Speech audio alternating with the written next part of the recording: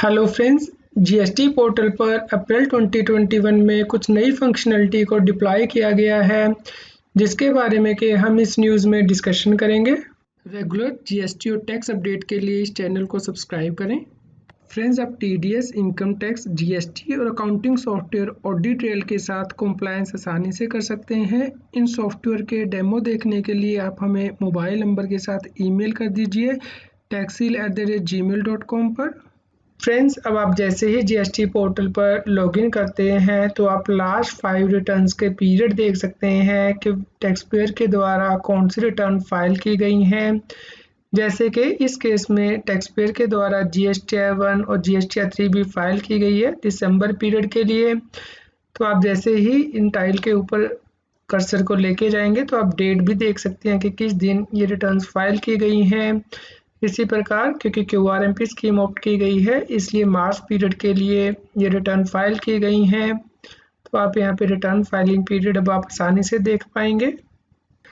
जिन tax payer के द्वारा GST act के अंतर्गत क्यूआरएमपी स्कीम ऑप्ट की गई है, उनके लिए जीएसटीआई 2 भी ऑटोमेटिकली जनरेट होगा। अब टैक्स पेयर जीएसटी पोर्टल पर सिस्टम जनरेटेड जीएसटीआई 2 को डाउनलोड कर सकते हैं पूरे क्वार्टर के लिए, यानी कि जनवरी से मार्च 2021 के लिए।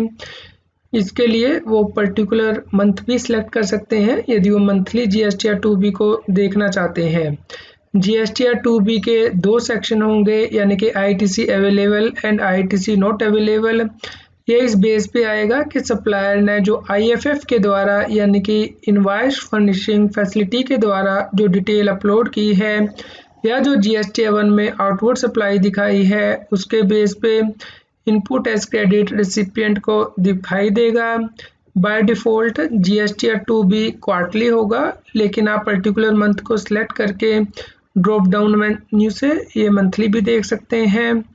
इसके अलावा हाइपरलिंक व्यू एडवाइजरी प्रोवाइड किया गया है, जिससे कि आप जीएसटीआई 2 किस डेट तक जनरेट किया गया है उसकी कट ऑफ डेट देख सकते हैं और सप्लाई टाइप देख सकते हैं, यानी कि monthly tax payer in QRMP scheme, non resident tax payer, input service distributor, import from overseas, from date and to date देख सकते हैं, जिसके बेस पे के जीएसटीआई 2 को जनरेट किया गया है। फ्रेंड्स, अब आप जीएसटी पोर्टल पर जैसे ही लॉगिन करेंगे, सेल्सी में जाके रिटर्न में जाके रिटर्न डैशबोर्ड पे क्लिक करेंगे तो यहाँ पे आप फाइनेंशियल ईयर सेलेक्ट कर सकते हैं। यहाँ से क्वार्टर सेलेक्ट करेंगे, यहाँ पे आप पीरियड मार्च सेलेक्ट करेंगे। यदि आप मंथली देखना चाहते हैं जीएसटीआई 2 तो यहाँ पे मंथली सेलेक्ट कर सकते हैं पीरियड। उसके बाद सर्च बटन पे क्लिक करेंगे तो आप नीचे आएंगे तो यहाँ पे देखिए auto drafted IT statement for the quarter GSTI 2 का क्वार्टरली व्यू उपलब्ध कराया गया है। आप व्यू पे क्लिक कर सकते हैं या इसे डाउनलोड कर सकते हैं। तो फ्रेंड, जैसे ही आप यहाँ पे व्यू पे क्लिक करेंगे, यहाँ पे देखिए व्यू एडवाइजरी भी उपलब्ध कराई गई है, आप इसे क्लिक कर सकते हैं और यहाँ पे आप कट ऑफ डेट देख सकते हैं जीएसटीआई 2 के लिए। Supply from type and criteria क्या कंसिडर किया गया है। जिन टैक्स पेयर के द्वारा क्यूआरएमपी स्कीम ऑप्ट की गई है, उनके लिए मैचिंग ऑफलाइन टूल में अपडेशन किया गया है ताकि वो जीएसटी पोर्टल से जीएसटीआई 2 की जेसन फाइल को डाउनलोड करके उसे अपने परचेज रजिस्टर से मैच कर पाएँ। इसके लिए टैक्स पेयर को जीएसटी पोर्टल पे लॉगिन करके सर्विस टैब में जाना है, रिटर्न्स में जाके रिटर्न डैशबोर्ड पे जाना है, फाइनेंशियल ईयर और रिटर्न फाइलिंग पीरियड सेलेक्ट करना है और ऑटो ड्राफ्टेड आईटीसी स्टेटमेंट को डाउनलोड करना है, जिसके बाद के वो ऑफलाइन टूल में इसे इंपोर्ट कर सकते हैं और अपने परचेज रजिस्टर के साथ मैच कर सकते हैं। परचेज रजिस्टर के लिए भी क्वार्टर्स अपडेट किए गए हैं, April to June, July to September, October to December, January to March. Friends, GSTR 3 में फिगर्स अब आपको ऑटोमेटिकली पॉपुलेट होके आएंगी आईटीसी अवेलेबल की, और कितना आईटीसी आपको रिवर्स करना है यह फिगर क्वार्टरली जीएसटीआई 2 से ऑटोमेटिकली आएंगी। इसके अलावा जीएसटीआई 3 अब आप सिस्टम कंप्यूटर डाउनलोड कर सकते हैं पीडीएफ फॉर्मेट में। टैक्स पेयर जो क्यूआरएमपी स्कीम ऑप्ट करते हैं, उन्हें डिटेल ऑटोमेटिकली पॉपुलेट होके आएंगी जीएसटीआई 2 से। लेकिन वो ये डिटेल एडिट भी कर सकते हैं। लेकिन जो आईटीसी अवेलेबल की फिगर आ रही है, यदि उसमें वो 5% से ज़्यादा का चेंज करेंगे तो उसमें वार्निंग मैसेज दिखाई देगा जीएसटी पोर्टल पे, या फिर आईटीसी जो रिवर्स करना है उसे वो चेंज करने की कोशिश करेंगे तो उस केस में भी वार्निंग मैसेज दिखाई देगा। लेकिन जीएसटी पोर्टल आपको स्टॉप नहीं करेगा, आप ये एडिट करने के बाद भी जीएसटीआर 3B को फाइल कर सकते हैं। जिन टैक्स पेयर के द्वारा क्यूआरएमपी स्कीम को ऑप्ट किया गया है, उन केसेस में जीएसटीआर 3B में टैक्स लाइबिलिटी भी ऑटोमेटिकली पॉपुलेट होके आएगी जब वो अपनी जीएसटीआर 1 को क्वार्टरली फाइल करेंगे, या फिर जो उन्होंने मंथली इनवॉइस फर्निशिंग फैसिलिटी के द्वारा B2B की डिटेल अपलोड की है, उसके बेस पे लाइबिलिटी ऑटोमेटिकली पॉपुलेट होके आएगी। इसी प्रकार जो इनपुट एज क्रेडिट का अमाउंट है वो भी जीएसटीआर 2B से आएगा। लेकिन यदि जीएसटीआर 1 और आईएफएफ को टैक्स पेयर के द्वारा सेव किया गया है या फिर सबमिट किया गया है लेकिन फाइल नहीं किया गया है, तो उस केस में जीएसटीआर 3B के टेबल 3 में लाइबिलिटी ऑटोमेटिकली पॉपुलेट नहीं होगी।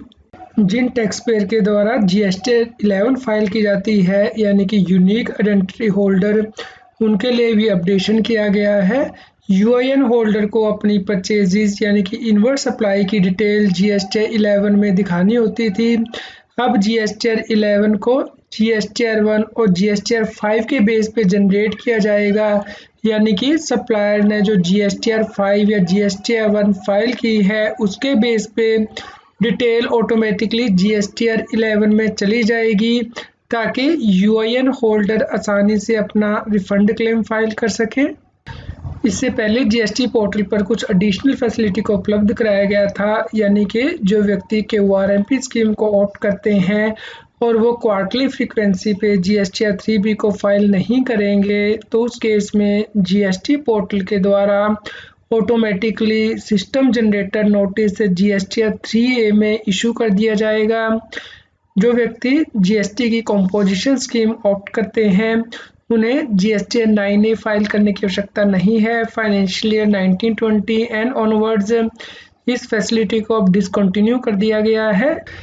यदि किसी टैक्स पेयर के द्वारा online information data accessible service के अंतर्गत जीएसटीआर नंबर लिया गया है तो उस केस में यदि टैक्स पेयर जीएसटीआर 7 फाइल करता था तो उसमें इस जीएसटीआर नंबर को रिपोर्ट नहीं किया जा सकता था।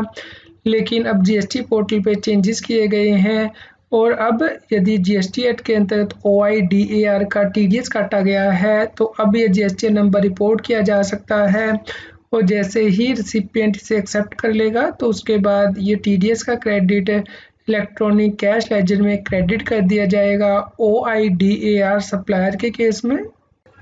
फ्रेंड्स, अब यदि कोई व्यक्ति जीएसटीआर 3B को ड्यू डेट तक फाइल नहीं करता है तो उसके बाद सिस्टम के द्वारा ऑटोमेटिकली नोटिस जीएसटीआर 3A में इशू कर दिया जाएगा। यदि फिर भी डिफ़ॉल्टर टैक्स पेयर 15 डेज़ के अंदर रिटर्न फाइल नहीं करता है तो ऐसे डिफ़ॉल्टर की लिस्ट जीएसटी अथॉरिटी को प्रोवाइड कर दी जाएगी असेसमेंट और एजुकेशन मॉड्यूल में, ताकि वो उन टैक्स पेयर की असेसमेंट कर सकें। उम्मीद करते हैं फ्रेंड्स आपके लिए यह न्यूज़ यूज़फुल रही होगी। कृपया लाइक कीजिए और अधिक से अधिक शेयर कीजिए ताकि सभी लोगों तक ये जानकारी पहुंच पाए और वो जीएसटी एक्ट के अंतर्गत कंप्लायंस कर पाएँ। आप हमें Telegram app CA Satbir Singh tax hill पर ज्वाइन कर सकते हैं ताकि आप जीएसटी और इनकम टैक्स के रेगुलर अपडेट अपने मोबाइल पर ही प्राप्त कर सकें।